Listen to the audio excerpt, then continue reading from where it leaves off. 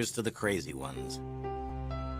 The misfits, the rebels, the troublemakers, the round pegs in the square holes, the ones who see things differently. They're not fond of rules, and they have no respect for the status quo. You can quote them, disagree with them, glorify or vilify them. About the only thing you can't do is ignore them. Because they change things. They push the human race forward. And while some may see them as the crazy ones, we see genius. Because the people who are crazy enough to think they can change the world are the ones who do.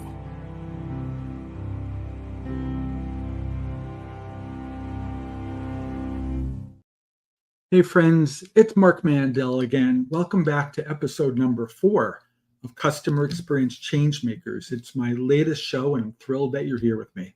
Today is going to be a pretty big conversation and I'm excited to have you here. We're going to be talking with a new business partner and a new recent friend of mine, Justin Custer, in just a few minutes about a pretty hot topic, but we're going to get into that topic around AI and how to use AI with analytics in the call center and in service operations in just a little bit. But before I do, I wanted to kind of introduce this show to you for those of you listening in today who might not know me or this Changemakers show. So if you've not heard the show before, CX Changemakers for me is a show about innovation. It's a show about new ideas. It's a show about being brave. It's a show about people who are willing to kind of pave their own road in the world of customer experience. You know, I'll just say it how it is. It could be really easy if you wanted to start a business and just say, hey, I want to just go find a big company that's successful in the space and basically copy them and make my own thing maybe just cheaper. So like, let's go knock off Qualtrics or knock off Medallia or knock off Genesys or Five9 or one of these other companies.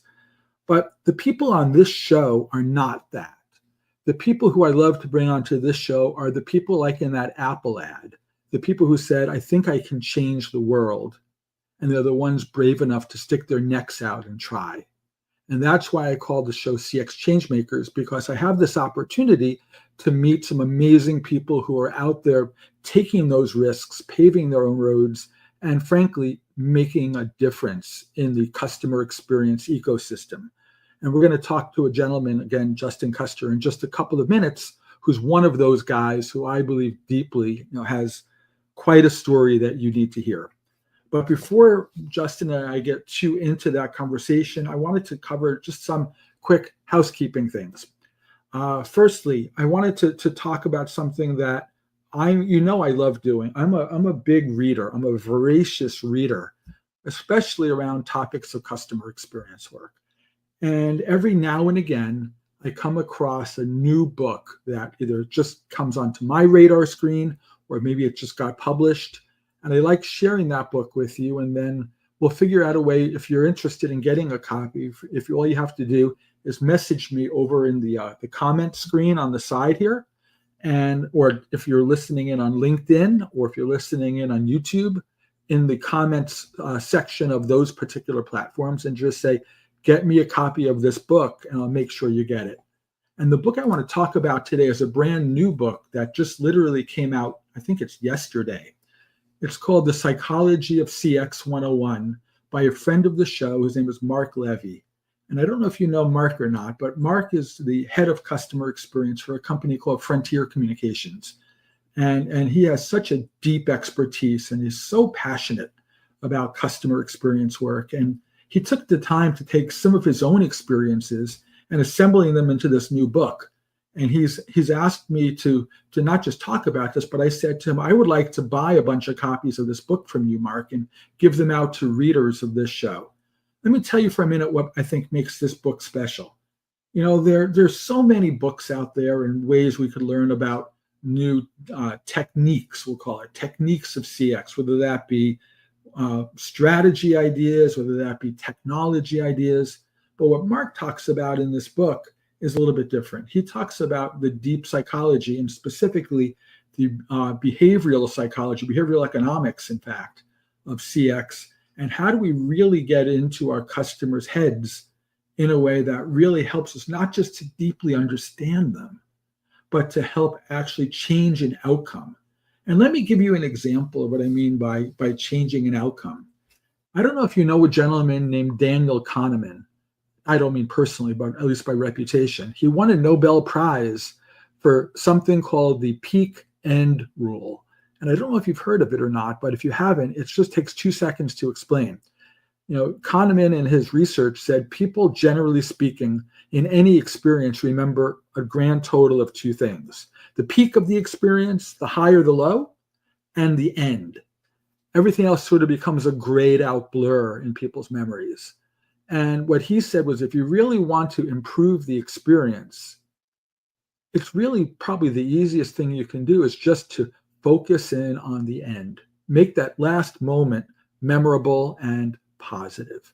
And for me, I've been going with my wife, Lisa, to Disney World every few weekends lately. We've got one of those annual passes to fly down. And I can tell you that, no, they intentionally put Mickey Mouse right inside the exit door of the Magic Kingdom to give your child a hug goodbye before you leave for the parking lot. And that hug goodbye between Mickey and your kid becomes that lasting memory of going to Disney. And it's just such a remarkably powerful outcome, because then that's all you talk about. And you've suddenly forgotten how long the lines were to get into the rides. You've forgotten the fact that you bought a hamburger and it cost $38.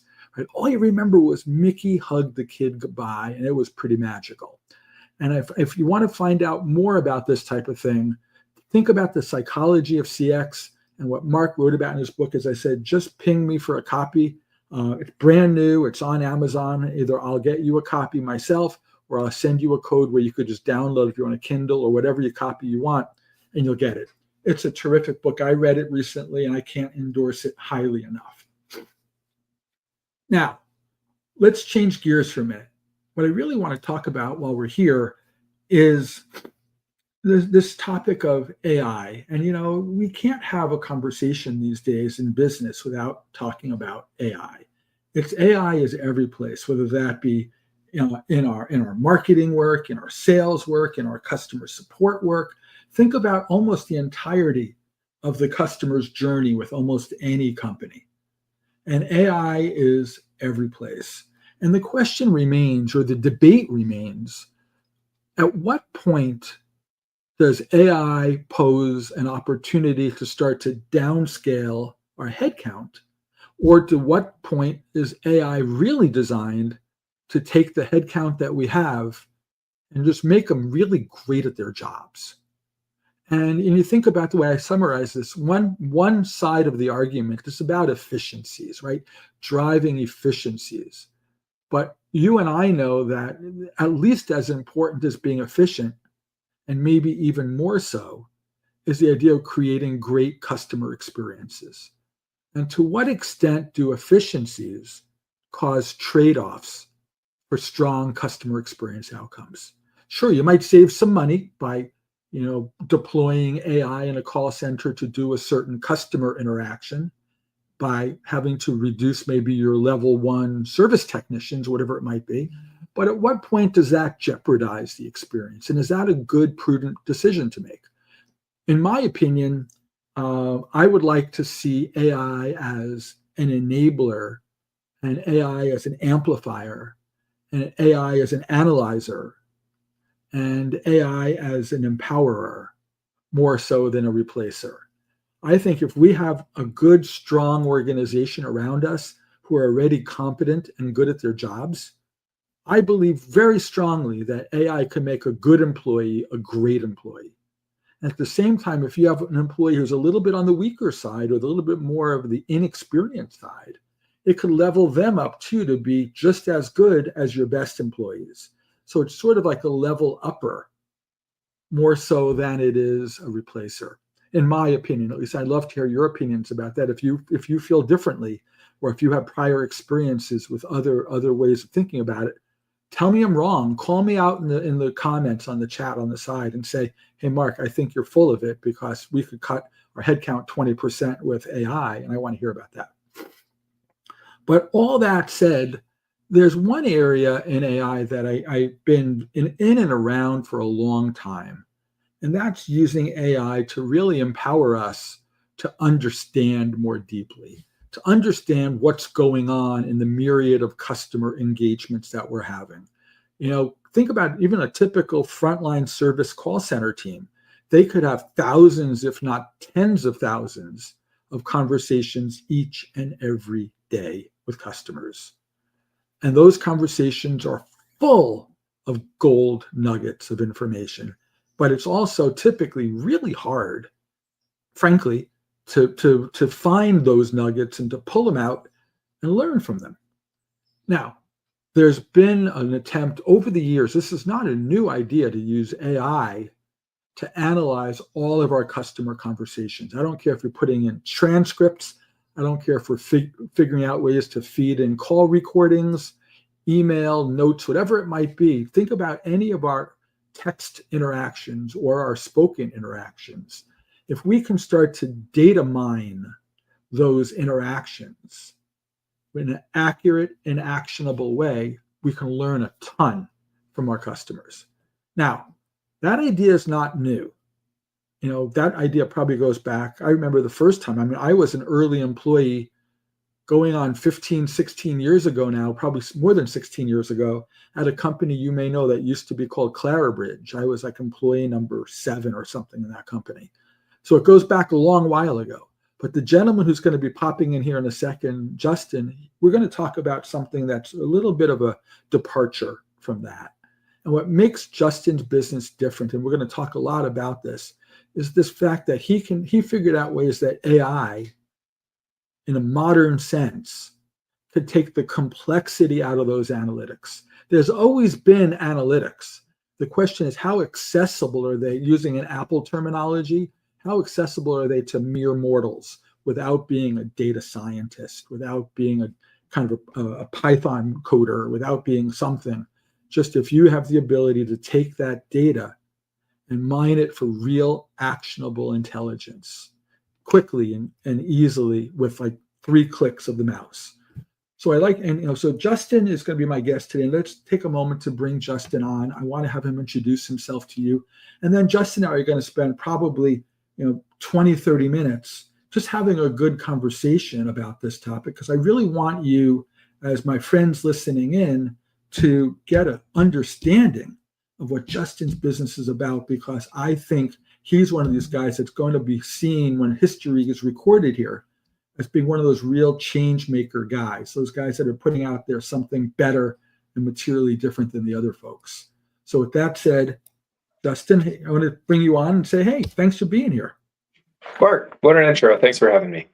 You as I was saying to you before we kick this thing off, you look so incredibly, professional compared to me in a long sleeve t-shirt here today.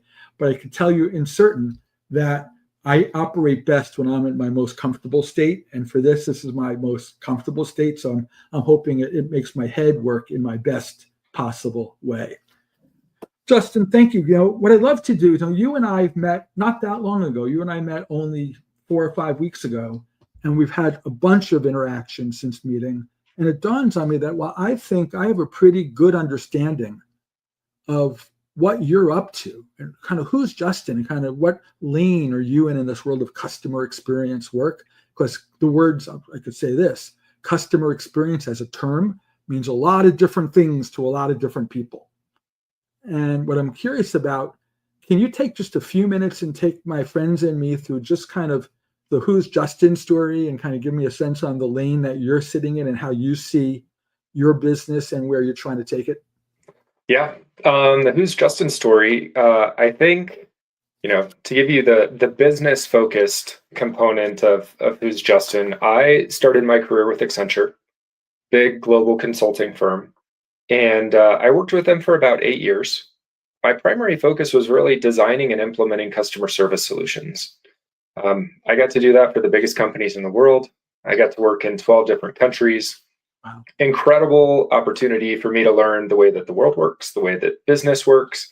And from that, I got to kind of develop a deep understanding of the challenges that big Fortune 500 clients need when it comes to support and customer support and contact centers, right? The whole people, process, and tools behind it, and what a company like Accenture was able to bring to the table. I loved your intro video there with the Changemakers and the ones that, don't stand for the status quo. And that's me, right? I was never, I think, meant to have a long-term career in a structured company like Accenture. I wanted to be an entrepreneur. I wanted to start my own company. But the impetus for it really came from my time at Accenture, understanding what did clients need, what could Accenture provide, and what were the gaps. And so we started this company now called CXConnect.AI. And the challenge that we wanted to help our clients solve was around multilingual support. And so they're big contact centers. They need to provide support to customers speaking a bunch of different languages. They need a solution that will integrate with their existing tech stack to make that agent experience viable. And so we, over the past 10 years, have been building solutions and serving that industry. And a big part of what that is translating customer transcripts. And so we have that data, right? That data is in our system. Today, we primarily serve Fortune 500 companies. And we are now in the middle of launching a new product. And so what we've gotten to know from our clients over the past is, hey, we love the help that you're providing us in optimizing our multilingual support operations. But wow, it'd be really great if we could get a deeper understanding into what's happening within our transcripts. And so companies like that today, right, they focus on key performance indicators, KPIs, that are usually revolved around something you can quantify. Average handle time, wait time, right? They do their best to try and figure out first call resolution, although, the data that they have access to doesn't necessarily make that easy. But none of that really gets to the root of the problems that their customers are coming to them with. And I think, as you described in the intro, right, this unstructured data that customers are sharing with you. And so we're now launching this new product to help our clients more easily access the unstructured data within customer transcripts.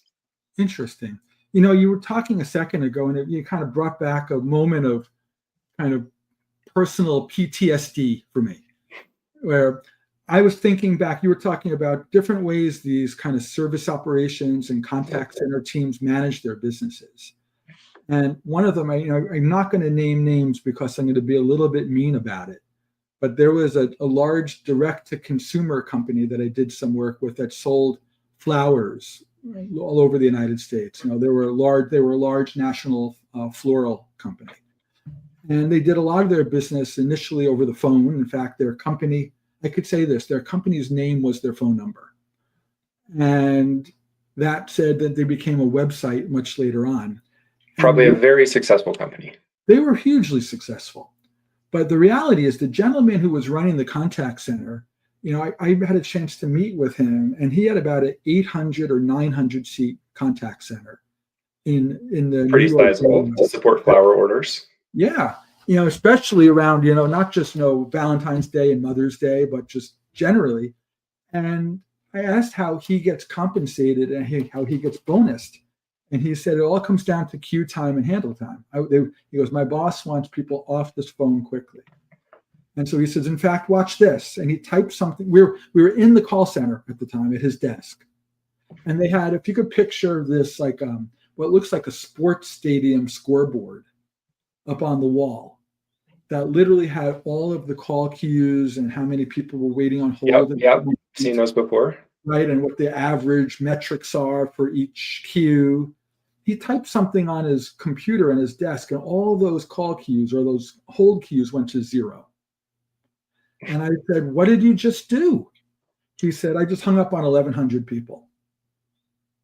I said, why? And he said, well, don't worry, first of all, they'll call back. And I said, oh, great.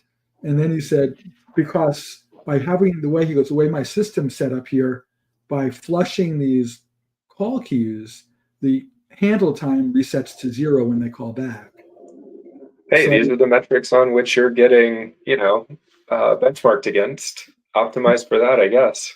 and I said, how about the experience? She goes, what do you mean? I said, you're making the customer call back, you're making them do all of the work. And what happens if they get annoyed so much that they don't call back? I said, would you be willing? And the relationship with them became, would they be willing to recast their compensation and their performance metrics around the customer and take on more of like kind of an external outside in point of view about that experience, as opposed to just how efficient was he? Like, as opposed to, well, we could take a call in 3 minutes and 9 seconds. What if you could take a call longer and slower, but it was a better call? Right? Well, then how do you define a better call, and how do you measure it? Exactly. And that was something that was outside of his grasp. He had no technique at the time, and his volume was so high that he couldn't, if your volume's small, when you're talking about transcripts and learning from these calls, when the volume's small, you could literally just print out a bunch of them and read them. But when you're talking about potentially 10 or 20,000 meaningful calls a day, 7 days a week, you can't. There needs to be some level of automation to learn from it, and they didn't have that back in those days. And this was a while ago. And one of the things that I'm intrigued by, Justin, in your business, is you're going to customers today and in the future more so to say, you have all these this interaction data that you're compiling in these systems and databases and contact center platforms, that if you can suck out that data, you can make it incredibly easy to learn from it. Right? And to understand not just things like trends, not just the operational stuff, not just like, well, our average handle time is 3 minutes and 19 seconds, and not just even things like CSAT, but what the heck are they talking about? And I remember, I had a client that was a health insurance company, and their whole mission that they brought me in for, and I was puzzled by this, was find out why they're calling us and make them stop. Right? It sounds very simple, right? Not necessarily easy, but simple. I think guys like you have a story around that. And I think that becomes kind of, to me, the light bulb that kind of is behind the CXConnect.AI business is, let's take something that, look, let's just be frank, just between us and our friends listening in. The idea of analyzing interactions for content is not brand new here in September 2025. No. Excel and spreadsheets have been around for a long time. Yes. But what you're doing is you've figured out a way, you've worked out a way with your team to really thoughtfully harness the power of these AI large language models to deliver on the promise of AI, to take that, grunt work of analyzing a lot of material that's hard to get your arms around and making it so it's literally A, fairly bulletproof, I would say, and B, super easy. Is that fair? It is fair. And the easy part is what it really comes down to, right? So with this new product, we're calling it AI Insights and Talk with Your Data. We're trying to solve 3 problems for our clients, right? Number 1, our clients really struggle to even get to the data that they want to analyze. Yeah. If they can, right, figure out how to get through the CRM jungle that they're working with to access the data, it then becomes really difficult to put that data into a format where you can use it to make a decision. So that's kind of problem number 2. Problem number 3 is there's so much data, so many variables that go into making a change as a human. Like, where do you start, right? Yep. If you say, hey, we want to improve our CSAT scores for this product, well, there are 100 variables that go into that, and a new set of variables that are going to contribute to that in the next week that don't today. So those are the 3 kind of areas that we're focused on and helping our clients solve. Let me just give you an example that I think was pretty poignant. We're working with one of the top 10 airlines, And in a recent discussion I was on with their global head of Salesforce and some folks on his team. So Salesforce, right? That's where all the data exists. And then there were some of their operations team that oversee their contact center operations. And I just sort of said, hey, head of Salesforce for this global airline, you have a big team, you have really sophisticated tech stack. How much effort would it take for you to pull a report that says, how many baggage issues did we have in the past 30 days at airports in Germany? Like, that's a pretty reasonable question. And his response was, impossible, can't be done. Right? His response wasn't, oh, hey, I could take a team of 2 people and we can run some data analysis on it. We can get that in, maybe 2 weeks. His response was, impossible, can't be done. Yep. And so that actually made the next part of our demo wonderful, because I was able to show him in real time how we could just use natural language and say, ask that question. Hey, how many baggage related issues did we have at airports in Germany in the past 30 days? And 12 seconds later, right, we were able to get to the answer to that question. So the delight, it was really cool. The delight that you got to see from the folks that were, on their operations team was pretty remarkable. I could imagine that was like a holy crap moment. It is that type of moment. But then there's this other component of the moment that I think is really interesting. And what our solution enables you to do is you can talk or type to your data, and you can ask it any question you want, right? And we have built LLMs to go and query your data to help you get to that answer. But one of the things that we kind of run into is people don't really know what types of questions to ask, right? They sort of default to what they're used to, which is like, what was my volume? What was my handle time? What was my wait time? What was first call resolution?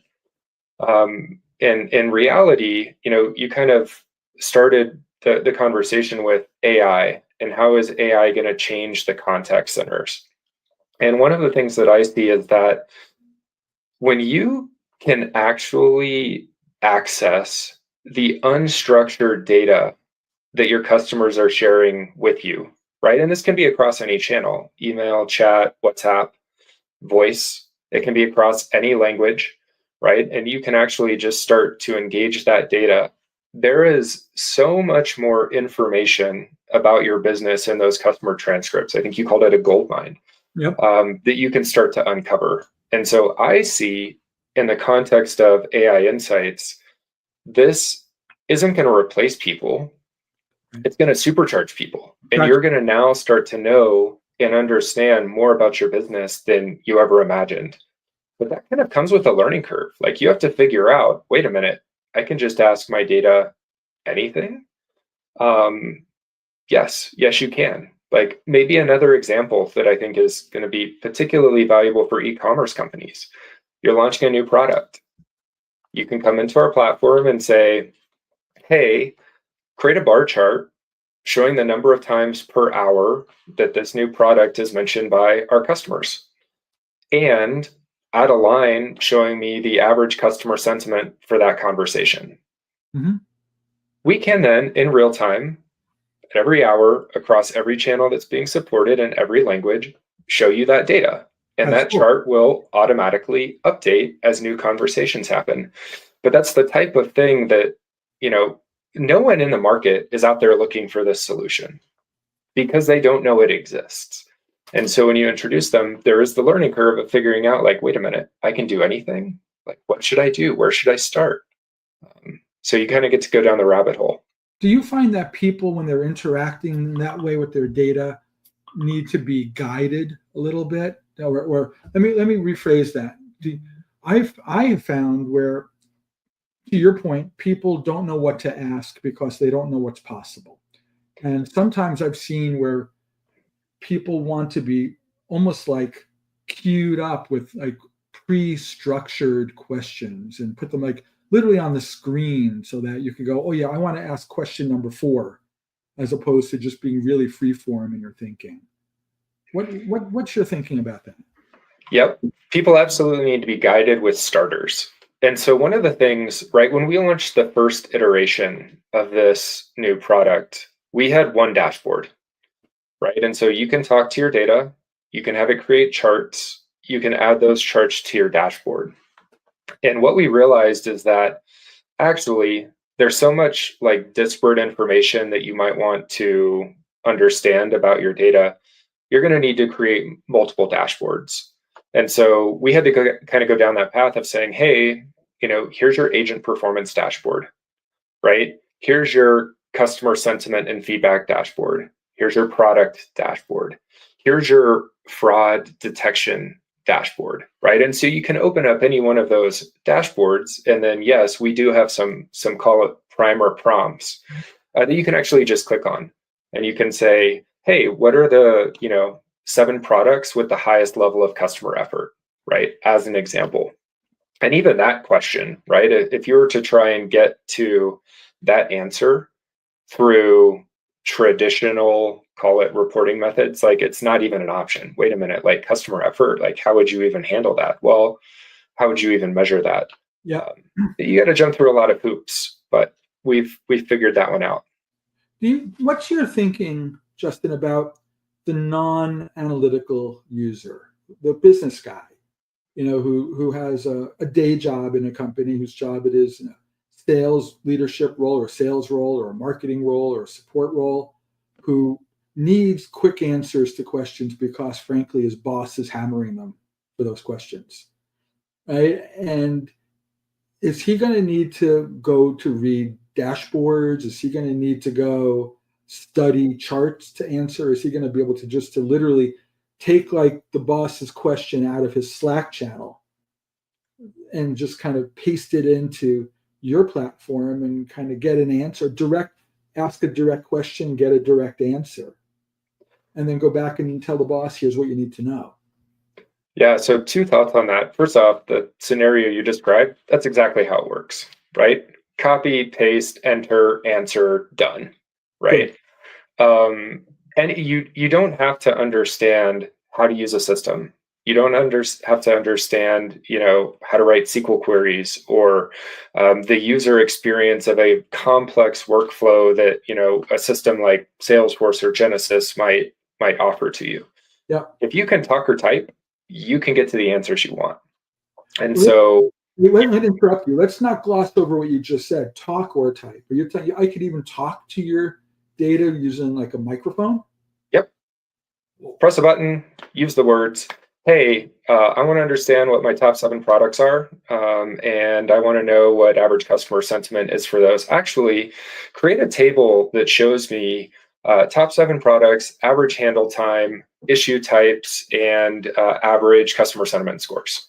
That's cool. You get a table showing your top 7 products with, all of that data. Then you say, you know what? I want to drill down a little bit more.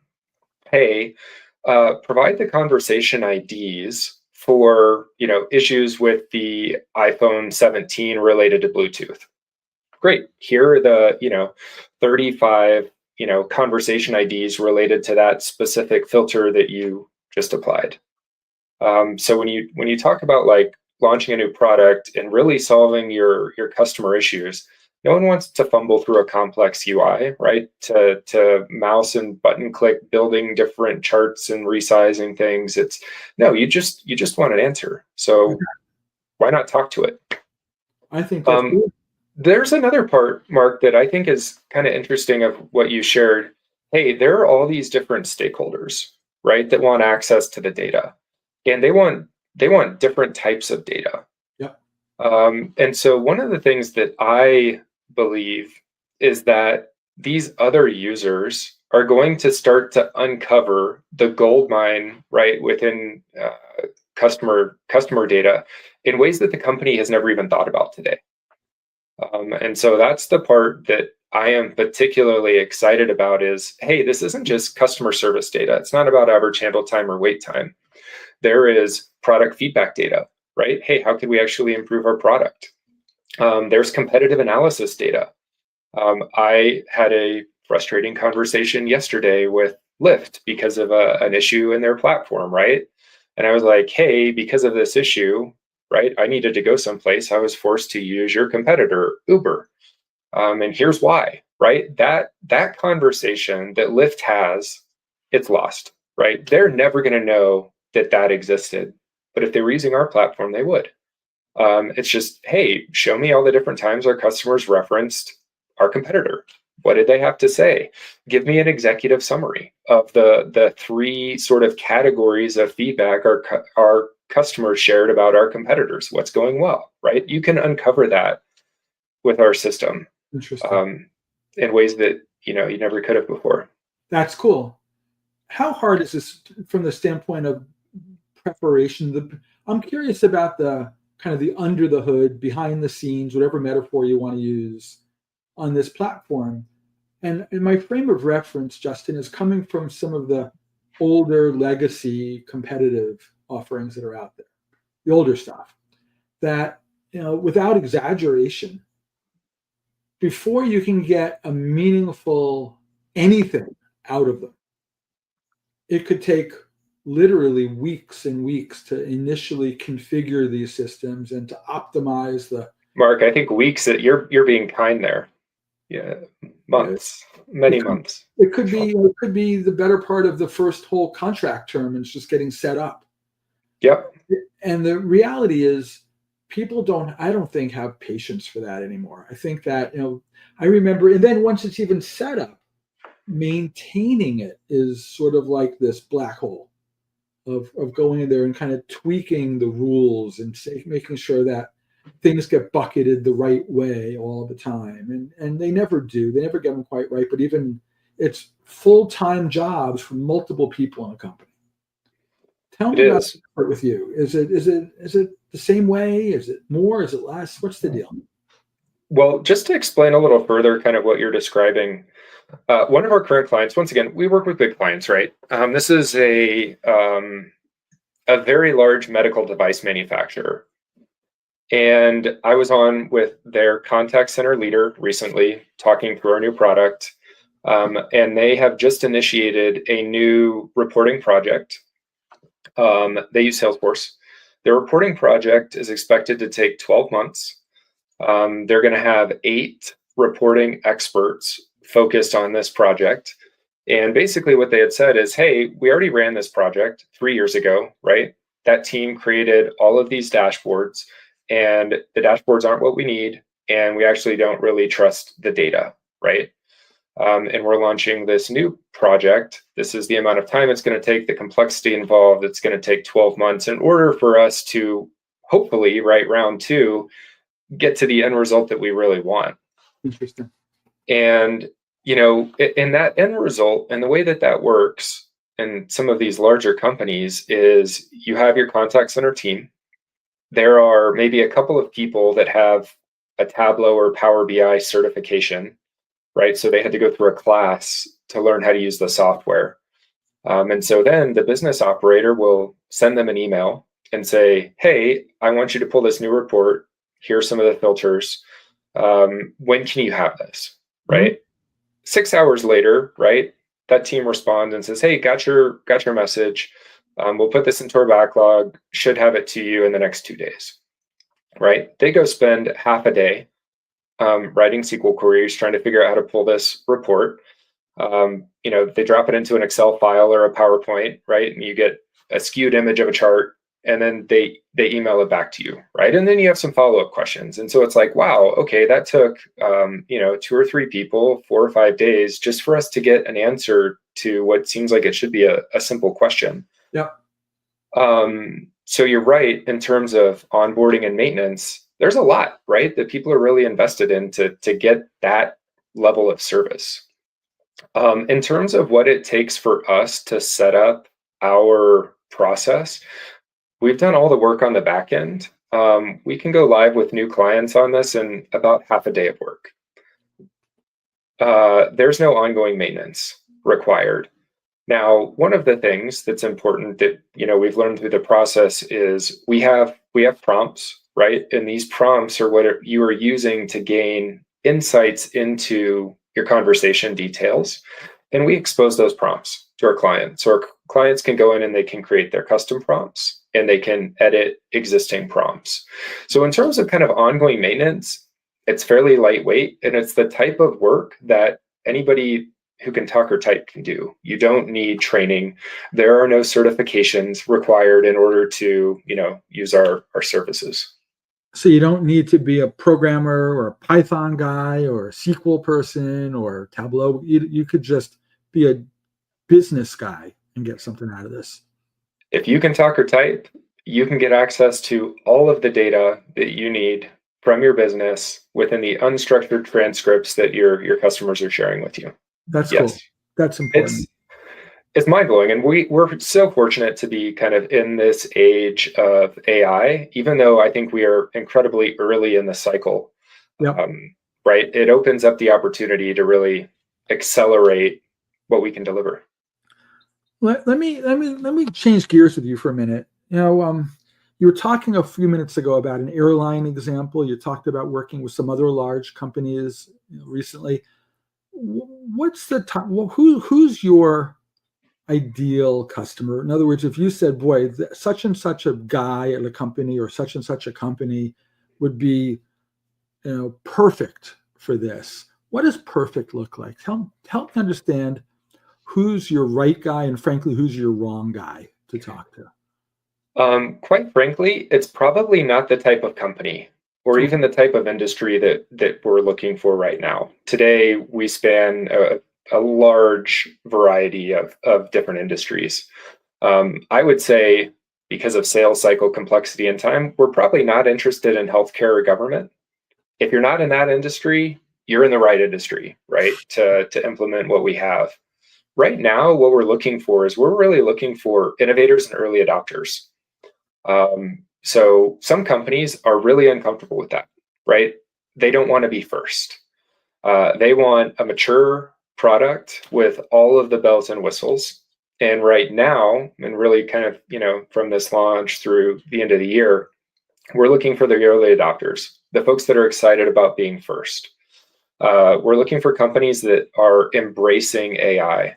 Many of the companies we talk to are not. They're kind of rejecting AI, or they're very, tepid about implementing AI. And I guess what I would say to those companies are, hey, let's work together, but in a year, whenever your kind of mindset changes about how AI can help improve your business. But the folks that are embracing it, they like to move fast, they like to be first, they're already comfortable with AI. Those are the types of people that we're in a position to really help and really accelerate their business. Tell me if you can. I'm sure it varies company to company, case by case. Give us a sense on how you kind of your typical investment. What do people spend to get into business with you? Is this a big money bet? Is this a moderate money bet? How would you frame it? So our pricing model really involves a subscription component and then a usage component, right? And so the usage component is variable. And just as an example, right, we might work with a company that says, hey, we want 7 different insights into our data. We want to understand agent performance. We want to understand product feedback, as examples. Where we might have other companies that say, hey, we want 20 different insights into our data. We're interested in fraud detection. We're interested in policy and compliance. And so that's where the usage variability would change. But hey, Mark, like super high level, we're talking about tens of thousands of dollars, not hundreds. Oh, so this is not a big bet. This is not a big bet. For most companies. This is the return on investment, the value that you're getting from implementing a solution like ours or our solution is remarkable. That's cool. The risk is low, the value is super high. I think that's so unique. I mean, I remember those same legacy platforms I was mentioning before, in addition to being hard to set up, are very expensive. We're talking about, in my opinion, at least, platforms that are well into the mid to upper mid 6 figures. We're talking $500,000, $750,000, $1 million and up. That's not what we're bringing to market. Now, once again, right, it depends on the volume. And so we certainly have some of our clients that would, utilize our services across their entire business. But no, you can expect a very low starting price point. One of the things that is on, I know on my mind, and I'm sure it might be on the people's minds who are listening in also, is there a way people can see this in action and kind of try it out, like a try before they buy kind of setup? Tell me what that's like. Yep, there is. So one of the things that we'll do is we'll actually spin up a demo instance of our platform, and we will fill it with synthetic data that's related to your company. So there's no integration. There are no data privacy, InfoSec items that need to be covered. We can hand over, there's no authentication that's required either, just to basically kick the tires on the product. So the way that process works is you get in touch with us, send us an email, contact us through our website, let us know that you're interested. And yeah, we need 15 minutes to spin up a demo instance for you. That's it. That's it. Why would anybody? It's pretty special. I mean, again, I remember a story. I was talking with an old client of mine who is in the new home building business. Okay. And I remember she was looking at some of the older legacy platforms in your space. And this goes back a couple of years ago. And she was interviewing 3 or 4 prospective suppliers to pick one. She's doing sort of like a verbal RFP. And she asked everybody but one, how long do you need to let me try? How much ramp time do you need to let me get into this thing to try it? And Justin, without exaggerating, most people said a couple weeks, a few weeks, a month, more than a month, because they really want to get in there and, build out the whole thing, and it was going to be entirely customized for her. And the company who won her business said, I could do it for you today. All right. Why don't we set up a call at 4:00 and I'll give you your password. You can get in and try it. Right. And she was complete. You could see her jaw hit the floor. Right? And I think that I hear you saying something very similar, that you can let people try this thing in no time flat for free. Mark, have you ever seen the TV show Silicon Valley? It was out 10 years ago. It's a favorite. Yeah, same, right? But there's this scene where you've got the engineer, right, who doesn't understand sales and what the customers really need. And he's talking to the sales leader. And the sales leader is saying, I have the best sales team.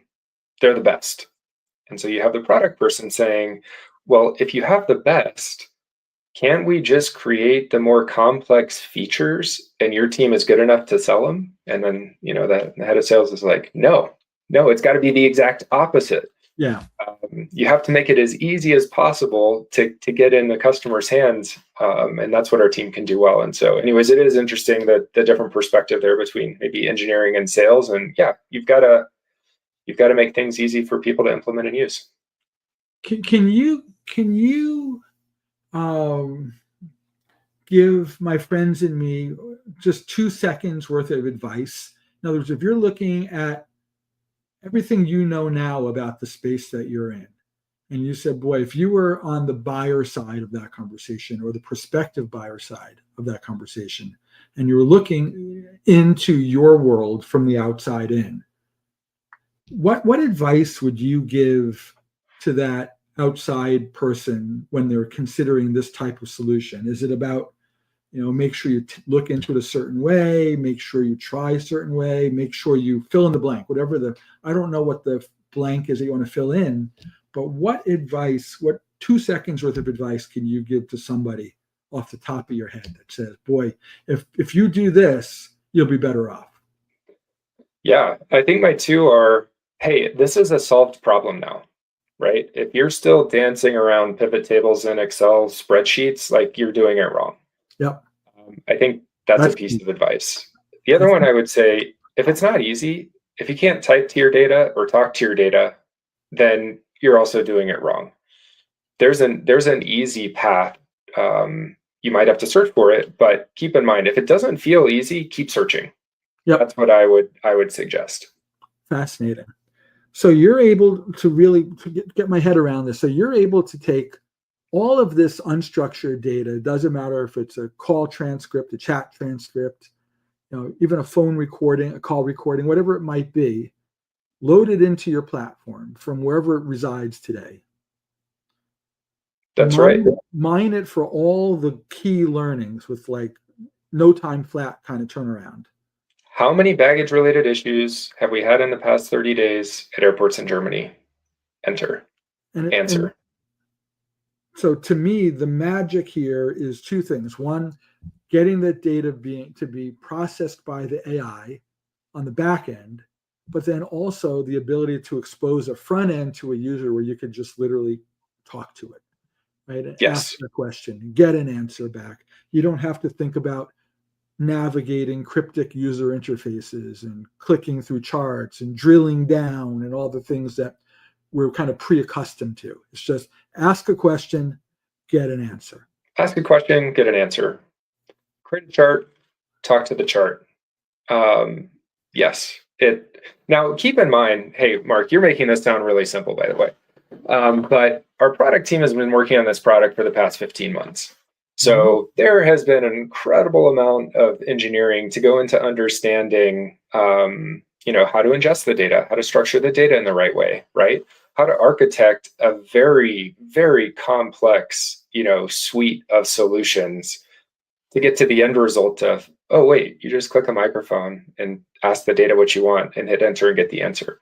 So yeah, the net of, hey, this is easy and simple is what, of course, we wanted to get to, which we are, but it did take us quite a while to get to this place. You know what they say, right? The hardest thing in technology is making it simple. I think so too. I look at Apple's design, right? Apple has some of the simplest design that's out there. They also have some of the biggest, most expensive design teams, right? Yes. It takes a lot to make it easy. So one last question comes to my mind. You've talked about the problem you've already solved around the analytics and the learning and the talking to your data, and that's a solved problem by you. Look to the future for a minute. Let's just kind of dare to dream. Where do you see going in the future? What's the next problem? What's the next horizon for where you are? So we want to solve 3 problems, and we solved 2 of them. One is anyone can access the data. It's easy to put that data into a format that you can understand and make decisions. The third problem is there's so much data. When you want to create a change, where do you start? And so where our roadmap is really addressing problem number 3. And for us, that's going to be a few things. One, just imagine that today you run a contact center, and maybe once a week your team sends you a report. So you get an email, it's got a PowerPoint, you open it up, you read through things, you look at the charts, you have to kind of, piece the different components together. You understand what the trends were and how they're different. You have questions about it that you can't really answer. So that's kind of how that problem gets solved today. And by the way, it took someone on your team, 4 to 6 hours of labor to put that PowerPoint together for you. What we're working on is you can say, hey, click a button. I want my daily brief. I want to listen to a 5-minute podcast. So you're not at your desk. You're actually on the way to the office, or you're out for a walk, or whatever it is you do to prep in the morning, and your audio is explaining, hey, over the past week, here are 3 highlights. Here are the trends that are changing that you might want to pay attention to. Here's someone on your team that did a really great job. You might want to, say something nice to them. And that would be accompanied with an automated daily, weekly generated brief. Now, what you can also do, or in the future, this is something we plan to launch before the end of the year, is be able to curate that for whatever role you're interested in, right? So an agent, right, might have a different daily brief than a team lead, than a manager, than the contact center director, than your chief operating officer. So you can, through a series of toggles, really control, hey, how frequently you're getting the data, what's the format, but it's something that's easy to put together. And instead of taking, your team 6 hours, it's something that would take somebody, 3 minutes. Very, very cool. So as we wrap up here, I have to believe that we could have sat here and talked for another hour. But, we're not going to have that time. So if friends listening in, either on the live session or back on one of the playback recordings, want to reach out to you, tell them and me the best way to get a hold of you. Is it just LinkedIn? Is there a better way to reach you? Tell me the best way to get a hold of Justin. Yep, either one. Reach out via our website, CXConnect.AI, or hit us up on LinkedIn. Cool. I think hopefully my name and our company name are tied to this, but you can find us on LinkedIn as well. Fantastic. Justin, thank you for hanging out here with my friends and me. It's good to have this conversation with you. Any last words that you want to share? They say, remember the peak end rule. People are going to remember the end, right? Give something that, if nothing else, you want. If they've forgotten the last 58 minutes of this show, but they remember one nugget, what's the one nugget you want them to remember? Man, I think I want to give two. The two would be, data doesn't have to be hard. It's easy. We make it easy. If you want to make your data easy, reach out. We can give you a demo, talk to you about how. That's one. Number two, Marc, I think what you're doing here with your time and putting together CX Changemakers is great. So thank you for having me. Thank you. I hopefully it's been informative for the folks listening, and I look forward to those in the future I get to listen to. Justin, thank you for hanging out here. It's always fun meeting guys and talking with guys like you who really get it. So thank you for this chat, and I'm looking forward to seeing where your business goes and continues to thrive and continues to kind of prove to the world that data doesn't have to be complicated and hard. I think that's an audacious statement to make, and one that you can live up to at the same time. So I think that's pretty cool. Yes, we can. Thank you, Marc. Appreciate you having me. Thanks for hanging here, man. So friends, that was Justin Custer from CX Connect. He's one of the good guys out there, and I'm so thrilled that you're able to come spend that hour with us. We're going to wrap up the show here in just a second, because I know we're right at the hour here. Just as a quick reminder, that book that I mentioned before, and one or two of you guys have asked for copies of it. I can get as many copies as you want. Just shoot me a note or an email or a text or any kind of messaging through the platform here. If you want a copy of Marc Levy's book, I think it's one of the best books about CX that I've read in the last year, maybe more. And I'm able to give you, anybody who wants a copy. So just feel free to ask and let me know where to send it, and I'll make sure it gets on its way to you. So with that, my friends, thank you for being on this journey with me. And let's stay in touch. Please tell your friends and your colleagues about CX Changemakers show. We'll have another episode coming up in a couple of weeks. And then let's just kind of keep the conversation going as we do. So that, my friends, stay well, and thank you for being on this journey with me. Take care now, guys. Bye-bye.